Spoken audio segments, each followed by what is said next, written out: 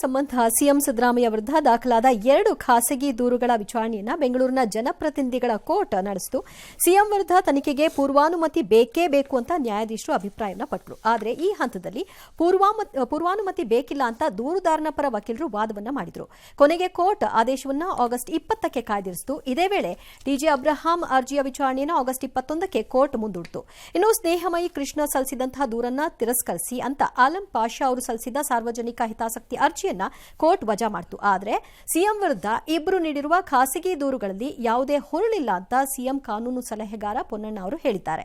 ಇನ್ನು ರಾಜ್ಯಪಾಲರ ಕಚೇರಿಯನ್ನ ಮೋದಿ, ಅಮಿತ್ ಶಾ ದುರುಪಯೋಗ ಮಾಡಿಕೊಳ್ತಾ ಇದ್ದಾರೆ ಅಂತ ಸಚಿವ ಪ್ರಿಯಾಂಕ್ ಖರ್ಗೆ ಆರೋಪ ಮಾಡಿದ್ರು.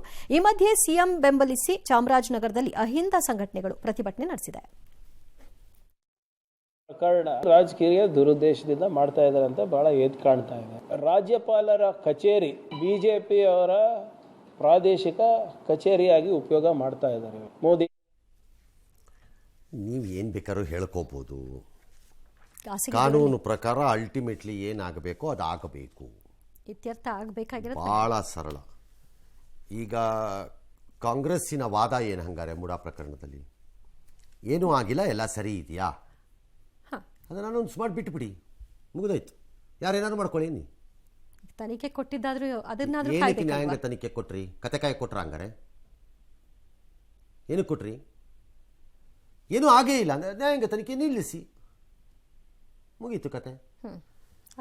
ಪೂರ್ವಾನುಮತಿಯ ಪ್ರಶ್ನೆ ನ್ಯಾಯಮೂರ್ತಿಗಳು ಹೇಗೆ ವ್ಯಾಖ್ಯಾನ ಮಾಡಿ ಅದನ್ನು ಗಮನಿಸ್ತಾರೋ ನನಗೂ ಅರಿವಿಲ್ಲ. ಅವ್ರು ಏನೋ ಅದಕ್ಕೇನೋ ಬೇಸಿರುತ್ತೆ, ಅವ್ರು ಏನೋ ಮಾಡಿರ್ತಾರೆ, ಅದನ್ನು ಮಾಡ್ತಾರೆ. ಬಟ್ ಒಂದು FIR ಆಗಿ ನೇಮ್ ಬಂತು ಅಂದ ತಕ್ಷಣ ಅರೆಸ್ಟ್ ಆಗಬೇಕು ಅಂತೇನಿಲ್ಲ ಆ್ಯಕ್ಚುಯಲ್ ಪ್ರಾಸಿಕ್ಯೂಷನ್ ಸ್ಟಾರ್ಟ್ ಆಗೋಕ್ಕೆ. ಬಟ್ ಗೊತ್ತಿಲ್ಲ ನ್ಯಾಯಮೂರ್ತಿಗಳು ಅದ್ರದ್ದು ವಾದ ಪ್ರತಿವಾದವನ್ನು ಕೇಳಿದ್ಮೇಲೆ ಏನು ಹೇಳ್ತಾರೋ ಅಂತ. ಯಾವುದೇ ಹುರುಳಿಲ್ಲ ಅಂತ ಅವ್ರದ್ದು ಕಾನೂನು ಸಲಹೆಗಾರ ಹೇಳಿಬಿಟ್ಟ ತಕ್ಷಣ ಹುರುಳಿಲ್ಲ ಅಂತಾನೂ ಅಲ್ವಾ, ಅಥವಾ ಹುರುಳಿದೆ ಅಂತಾನೂ ಅಲ್ಲ. ಕಾನೂನು ಸಲಹೆಗಾರರಾಗಿರೋದ್ರಿಂದ ಅವ್ರಿಗೂ ಅದರ ಅರಿವಿದೆ. ಅವರು ಅವರ ಕಕ್ಷಿದಾರನೋ ಅಥವಾ ಅವರ ಸರ್ಕಾರದ ಕಾನೂನು ಸಲಹೆಗಾರರಾಗೋ ಅದರಿಂದ ಅದು ಹುರುಳಿಲ್ಲ ಅಂತಲೇ ಹೇಳಬೇಕು. ಹೌದು, ವಿಪರೀತವಾಗಿ ಇದ್ರಲ್ಲಿ ಸಿಕ್ಕಾಕೊಂಡ್ಬಿಟ್ಟಿದ್ದೀವಿ ಅಂತ ಹೇಳೋಕ್ಕಾಗತ್ತ ಅವರು? ಅಷ್ಟು ಮುಂದಕ್ಕೆ ನೋಡೋಣ. Let us see what the court will do.